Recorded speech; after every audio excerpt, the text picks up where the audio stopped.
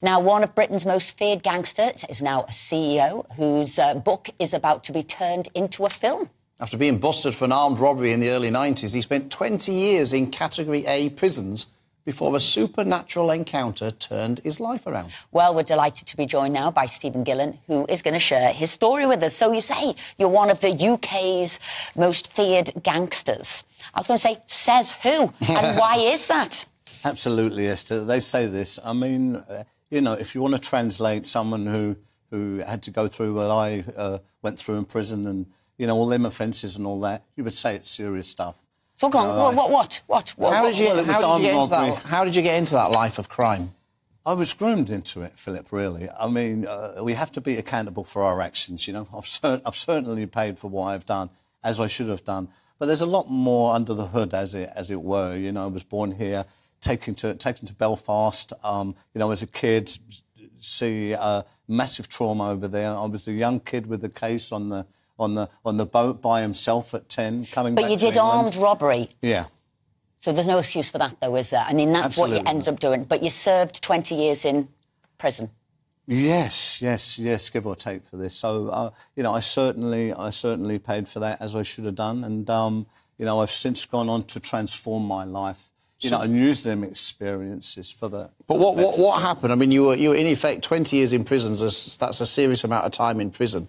That's a kind of, you know, nobody, unless they're a habitual criminal, spends 20 years in prison. So what happened to turn your life around to make sure you never went back to prison again? What was the moment that changed your life?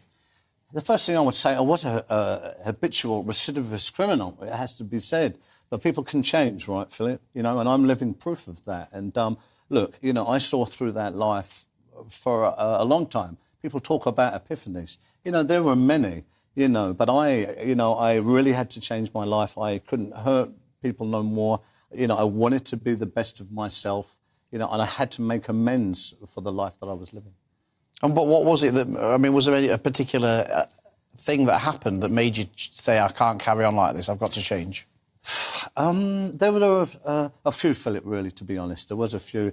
I mean, I did have a spiritual experience, you know, at the very depth of my despair. This was a pivotal moment for me. But there were a few, to be honest. And so what have you done since? I just want to know one thing. When you're a hard case, which is obviously what you were, because there was a brutality that went in there, the epiphany, was it because you couldn't be a hard case anymore? Somebody was going to get you. I mean, really, what was it? Was it the error of your ways, or were you no longer the lion in the pack, as it were? You were now vulnerable yourself. What was it? That's a great question. I think it was both, Esther. You know, and I come to the point where I really realised that, you know, I played that role very, very hard, but I was someone who I was never meant to be. So, you know, when people say, oh, you know, you're bad, you're mad, all this stuff, I say no, you know. I just had the courage, the opportunity, the timing, the intervention to find my way back to myself. So what have you done since that moment? What have you done with your life? Well, you know, I was institutionalised after all the imprisonment I served. So, you know, I'd done a lot of voluntary work. I went back into prisons. I'd done a lot of that stuff, public speaking. I went to university. I got a degree. I went to business school. I started to build companies. I'd done a lot of So you're trying to make money the right way. You're trying to make it through legal means. Absolutely, yes. The way I should have, you know, I should have done it before. Unfortunately, and it's no excuse, some of us are positioned for other things that we don't have the answers for, and we're propelled into things that are beyond our control, especially in the formative years. There's going to be a film about your life. Yeah. So what would you say are the highlights of this film? If somebody's going to watch it, why are they going to say, I want to see this Stephen Gillen's life? What are the highlights? What are we all going to be either in tears about, cheering for you for? Look, you know, it's a bit of a exclusive now on this film. It's quite a journey doing a project like this. I talked to the producers in LA just the other week. It's back in the writers' room. It's actually going to be a trilogy because it's all in there, Esther. You know, it's the humanness of the story that, you know, that really is the thing. You've got the excitement, you've got all the stuff you would expect, but it's the transformational and it's the overcoming adversity. you know, and finding your way back to yourself. How about your mum? Have you then give got back. those relationships in? How about your mum? Is she pleased that you turned around the corner, or an auntie or a grandma? How about a wife or a child? Who are the emotional connections you've got? Yeah, I'm privileged now. You know, I've had to rebuild my life, and obviously work the way that we do to structure over many years to build a healthy life. You know, and I'm very privileged now to have populated my life with wonderful people, places, and things. What? Just going back to when you started out as in your life of crime. Obviously, your transformation is inspirational for lots of people. But how could you stop you when you were younger, or somebody now, from getting into that life of crime? What can be done to stop that from happening in the first place?